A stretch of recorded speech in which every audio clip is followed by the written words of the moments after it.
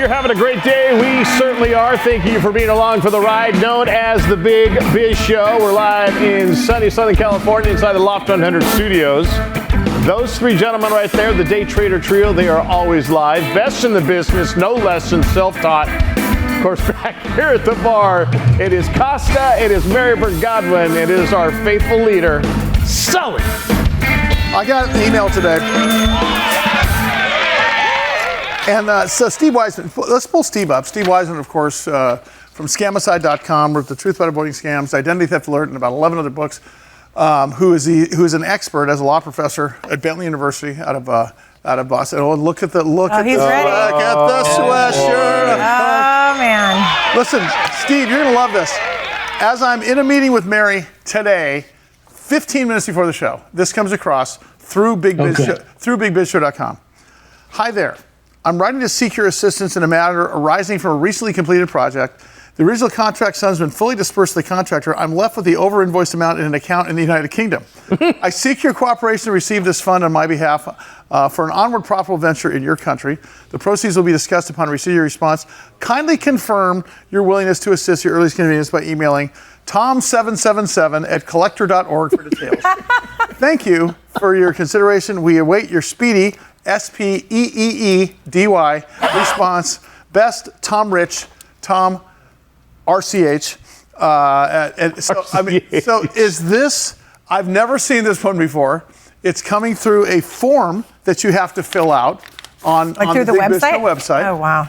I mean, I know that this doesn't surprise you, but this is the latest in People fall for that? This is the latest in the Nigerian email letters. Nigerian email scam, right?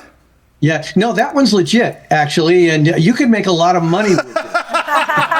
What, by sending them out? Yeah. So I kind of want to keep this and send back the email saying, yes, absolutely interested. Do it. What do we have to do? Do it. And we can follow along here. How long you can string them. And find out, and then, potentially get law enforcement. Yeah, that would be interesting. The two things that kind of leap out at me is one with the spelling error. And this is one of the things that we used to look for before, because often when these come from Nigeria or a country where English is not necessarily the primary language, you'd see spelling and grammar errors. But now with AI, it's really easy to send one that looks perfect. So obviously not a good guy. But another thing is how ridiculous these are is often really intentional, because what they do is they don't want to waste time with anyone who isn't totally gullible. So they'll send something this ridiculous, and to the people that respond, unfortunately, they're going to lose some money. We should make up a fake email address and send it back to him totally as an answer. Right? Steve JJ Weisman, Scamicide.com is the website. Steve, talk to us about this Ponzi schemer who was convicted in Georgia. I'm assuming death penalty, right? Well, depends. What the heck, Georgia? Yeah, it's kind of interesting. There are a few aspects of it. A guy named Todd Burkhalter, and he was running a classic kind of Ponzi scheme. Stole about $380 million from his clients. He promised these pie-in-the-sky returns that never came. They were supposedly guaranteed, which also should have been a red flag. But one of the things that got me was the SEC started investigating him civilly in March of 2024. He didn't stop actually doing the Ponzi scheme until August. So even after he was being investigated, he was still doing it. But he was taking money for a lavish lifestyle. He also was paying his ex-wife's lawyers. But the key things here is the red flags that people miss. So the two things in a Ponzi scheme is, or any investment, you gotta understand the investment. And frankly, if anyone had even looked into the investments that he was supposedly providing, none of them were registered. So that should have been a red flag. And then you look at the person.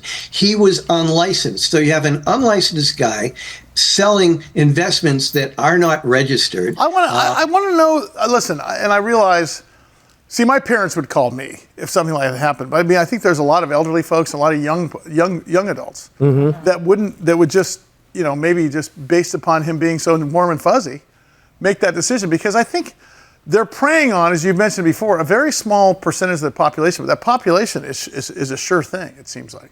Well, you hit on an interesting thing when you said your parents and the Gen Zs, because both of them are particularly susceptible. They are the two most scam groups. Now, seniors, we have an excuse. There's a part of our brain that deals with skepticism that becomes less viable as we age. There have been a lot of studies about this. But Gen Z, boom, they jump into things, particularly if they see them online, without checking them out, and that's dangerous.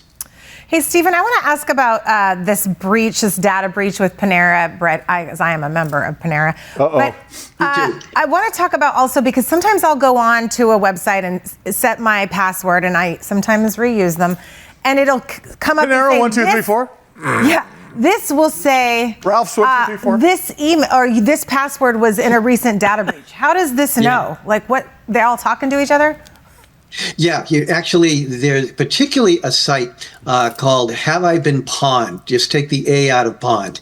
And it's a real good free site that you can go to that accumulates information from all of the data breaches. And people do go there. So yeah, you will find out that a password you've used has been taken in a data breach. And it's another reason why you made a face when you said you reused it. But it's really important to use unique passwords for every account. And an easy way of doing that is taking like a sentence.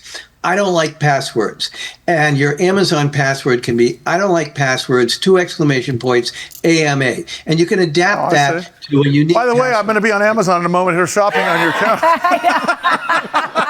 Hey, Steve, my question for you is, even if our social or birthday isn't compromised, it's still important, right? I mean, that's no easier and no better, correct? Tell us why.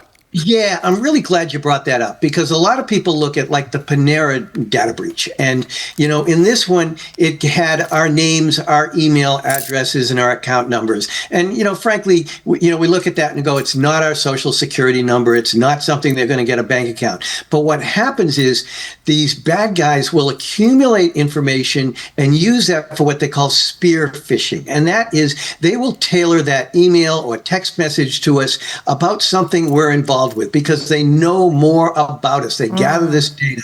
And so maybe you even get something that relates to the Panera data breach, and they want you to click on it. Or it's something dealing with any kind of a restaurant or anything that you're interested in. The more data they gather, the more likely we are to trust an email that is specifically focused for us. So really got to take these seriously. Stephen JJ Weisman, he is the Scam Man. Thanks, the Steve. website, scamicide.com.